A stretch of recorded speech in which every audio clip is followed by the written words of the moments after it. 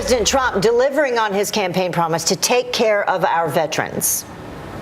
The veterans have poured out their sweat and blood and tears for this country for so long, and it's time that they're recognized, and it's time that we now take care of them and take care of them properly. The law will allow more veterans to seek treatment outside of the VA in special circumstances, but is it enough to guarantee quality care for all of our heroes? Here to weigh in, Republican Senator Jerry Moran of Kansas. Senator, good to have you with us this morning. Good morning.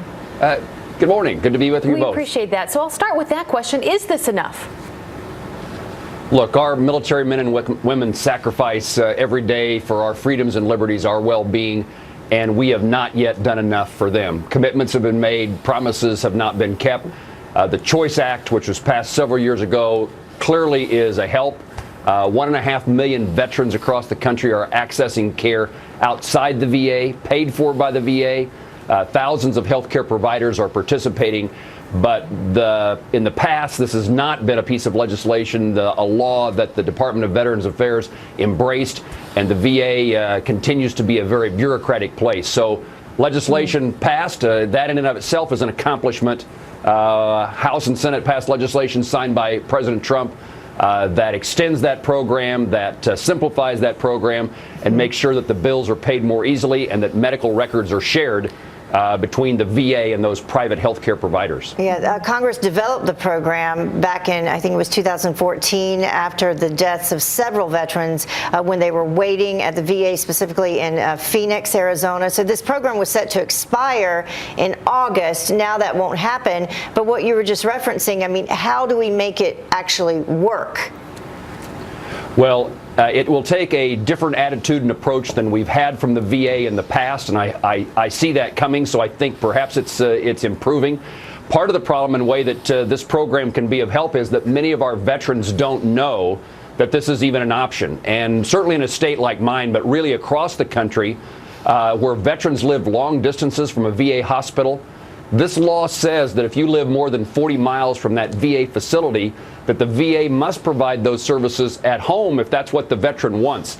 And we have many veterans in this country who don't know that's an option. And in addition to that, if you can't get the service you need within 30 days from the VA, then you have the ability to have those services provided by the hometown physician admitted to your hospital in your neighborhood. And from a distance and time point of view, those are things that can consistently improve the quality of health care for our veterans and meet that commitment that was made a long time ago in return for their service. Yeah, certainly a place to start when you think about people that live in such rural areas and it's hard to get anywhere to get care. What I find so refreshing about the Senator is it's maybe the only issue in Washington with bipartisan support, with Republicans and Democrats coming together saying we've got to make improvements here. Senator Jon Tester, a Democrat from Montana, and I were on the Senate floor a week ago, 10 days ago. We were able finally to get this passed unanimously in the United States Senate, has now passed the House of Representatives, signed by a president. So it is an example of where there are issues that transcend, overcome these partisan opportunities to have a fight or to bicker. And it's nice to see that the place we're able to do that is in the care and treatment for those who served our country. We have a long way to go. Many of our Iraq and Afghanistan veterans, mental health issues are a significant issue. PTSD, those services are not as available as they need to be, and that can result in tremendous challenges for a veteran, including the 22 suicides a day that we have from those who served our country. So this is only a step, and we need to make certain that Republican-Democrat effort continues on behalf of those who serve. Yeah, that 30-day wait period is not going to work in some circumstances. That's what I was thinking about when you mentioned that. In terms of the cost and covering the cost of this program, how are we going to do that? The president has proposed, a 6% increase in the budget for the VA. Is that enough for 2018? Well, the money that pays for this extension is available. It's already appropriated. This will take us into next year. And Congress then needs to have the further debate about how we refine and improve this program based upon input from veterans and their organizations across the country. And so we have a ways to go.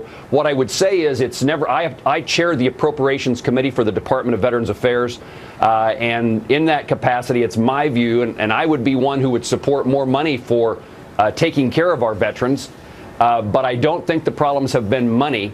The problems have been attitude, approach, bureaucracy, culture at the Department of Veterans Affairs. And so new leadership at the VA, and we need to continue on a really an hour by hour, a day-to-day basis, changing the way the VA operates to make certain the goal is to care for, not the goal, but the reality is that we care for veterans where they live.